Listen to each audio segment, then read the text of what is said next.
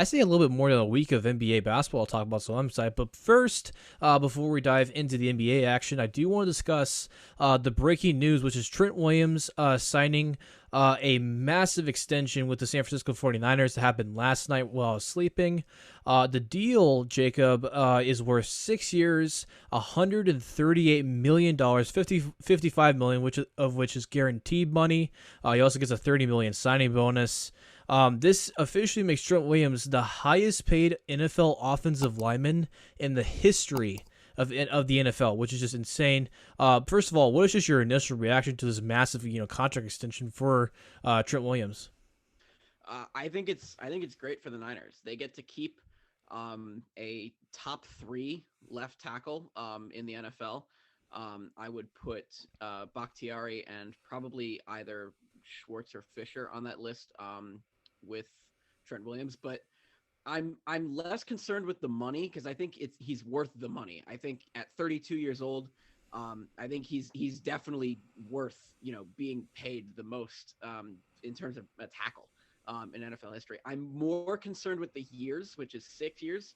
That means that he's going to be getting paid until he's 38, which also likely means that this is his last contract in the NFL. And I don't know if he's going to be putting up the same production at 38 or 37 than he was at 31 or 32. I think if it was a 4-year deal or a 3-year deal or even like a cheaper 5-year deal, I think I would be more okay with it. And then he can restructure a pay cut to have him keep being a Niner for as long as he wants. But it being a 6-year deal for this much money, I think is a little concerning to me because I don't know what kind of production he's gonna have as a 38-year-old, 37-year-old. Well, I can tell you this right now, Jacob. I can almost guarantee you that Trent Williams will not be playing for the San Francisco 49ers for the next 6 years. I can almost guarantee that they will be probably releasing him either his probably fourth or fifth year. If I want to give my best guess. Initially, but just when I saw this gut reaction to this contract, I thought, oh man, they overpaid him. Because before this contract, the 49ers have reportedly given Trent Williams a 4-year, $80 million contract, but he was not okay with that. And that was why other teams were pretty heavily pursuing him, most notably the Bears and the Chiefs. But then over the night, San Francisco absolutely upped their numbers, giving him 6 years and 138 million.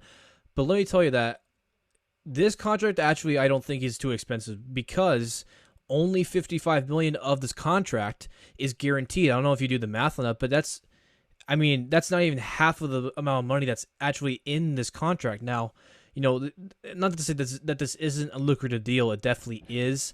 But the way the NFL is structured, especially with people who get older, just the way the whole NFL contract situation is, really not too much money for the 49ers, to be honest. But what I do really want to talk about, Jacob, is it worth it? Because they're paying this guy the richest NFL offensive lineman contract in history to protect Jimmy Garoppolo. Like, I mean, it just I mean, I don't know, like it's one thing if you spend this much money, especially on a left tackle, if you're protecting, a Tom Brady, Aaron Rodgers, Mahomes, whatever.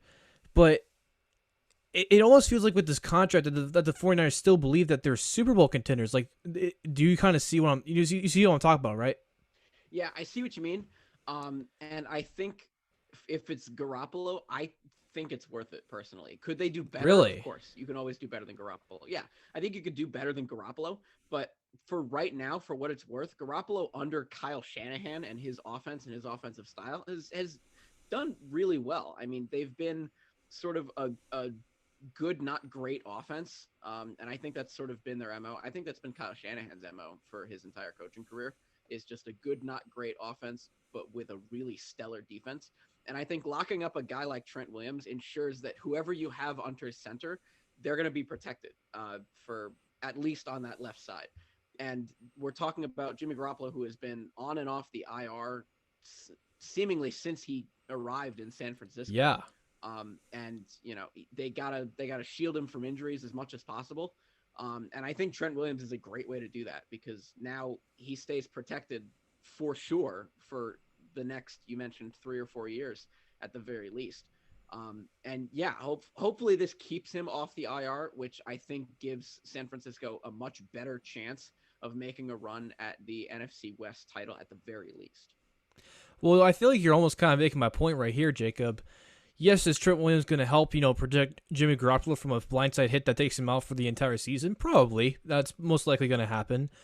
But like you said, Jimmy Garoppolo has already torn his ACL, and he's been dealing with ankle injuries literally his entire career. Like, this is a quarterback who I don't think anyone would argue is a top 10 quarterback who has been completely injury riddled his entire career. It's a short career, but he's had some very nasty injuries, and once you get a few injuries, they start to pile up.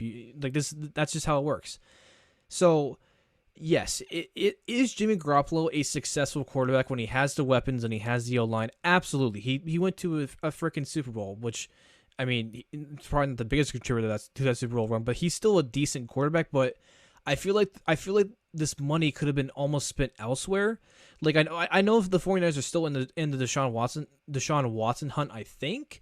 It's just I don't. It's gonna be. I feel like it's gonna be funny when they spend all this money around Jimmy Garoppolo and then realize, 2 or 3 years from then that, like, Jimmy Garoppolo is actually the piece that we need to upgrade rather than spend money on a top 5 left tackle. Right, but that's kind of my point. You can do better than Garoppolo. Yeah, he's probably around top 15 or top 20 in terms of starters in the NFL, I think, and he's only that low because he's been on and off the IR. But I think if you lock up Trent Williams, I think you lock him up with the goal of him protecting whoever you have under center, whether it be Jimmy Garoppolo or Deshaun Watson or someone else. But like you said, Jimmy Garoppolo has played in rather more Super Bowls than the two of us combined.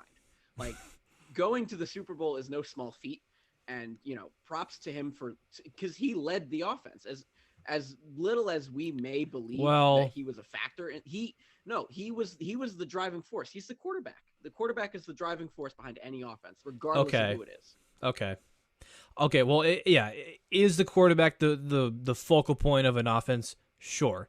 But if we're asking who drove the offense, who led the offense, I feel like, obviously Jimmy Garoppolo has some part in that, but you're not going to talk about Kyle Shanahan. You're not going to talk about seemingly their endless supply of running backs that can just tear you apart. You're not going to talk about George Kittle. You're not going to talk about Joe Staley, who was playing, I think, left tackle before Trent Williams got there. Like, there's other parts to that 49ers successful offense that we see in recent years besides Jimmy Garoppolo. But that kind of goes into my next point in this conversation, though, Jacob. With these signings, with all the players moving in and out of San Francisco, what do you see the 49ers future being in the next, probably, I say, 2 to 3 years? Like, what's kind of like a realistic projection for this 49ers team? I think a good goal for them should be to make the playoffs at least once. I think it's going to be very difficult to win the division with Seattle. We don't know what's going to happen with them, with Russell Wilson and all that. The Niners we're talking about the Niners. The Rams, are reloading. They got an upgraded quarterback. They're keeping most of their defensive pieces around. And the Cardinals just, they traded for Rodney Hudson a couple hours ago. They signed AJ Green a couple hours ago. They signed JJ Watt a couple days ago. They're reloading as well. So I think it's very ambitious to say that the end goal in 2 or 3 years is to win the division at least once. But I think if they can sneak into a 6 or 7 seed in the playoffs, I think that'll be a success. And I think once they get into the playoffs, then we can judge, okay, here's who they're going to face. Here's how they'll fare, yada, yada, yada. But I think the goal should be to get to the playoffs with a division where there are 3 other teams that could very easily make the playoffs as well, I think. So you're saying, this 49ers team right now, and obviously the addition of Trent Williams, that a realistic expectation is for the 49ers over the next 2 to 3 years to make the playoffs once. That's what you're going to say. I would say once, yeah, because this division is loaded, and it's going to be loaded for the next 2 to 3 years. But here's my next question. What other piece of the puzzle in this 49ers team would up those expectations from just making the playoffs once? I would say an upgrade at running back. I think a running back would be good because Jimmy Garoppolo fares well in play action, and I think with a good running back, you'll be able to run play action really well. And they don't have Emmanuel Sanders anymore, so maybe a wide receiver 2 or a guy in the slot or something like that. I think their defense is very solid, and their defense was part of the reason why they made it so far on their Super Bowl run. I think a running back would be good that Jimmy Garoppolo can play action with. I think a wide receiver 2 or a guy in the slot could also do well. Debo Samuel is good. Brandon Ayuk is also good, but I think a solid maybe veteran presence, maybe someone like a Larry Fitzgerald or something like that could help at the very least.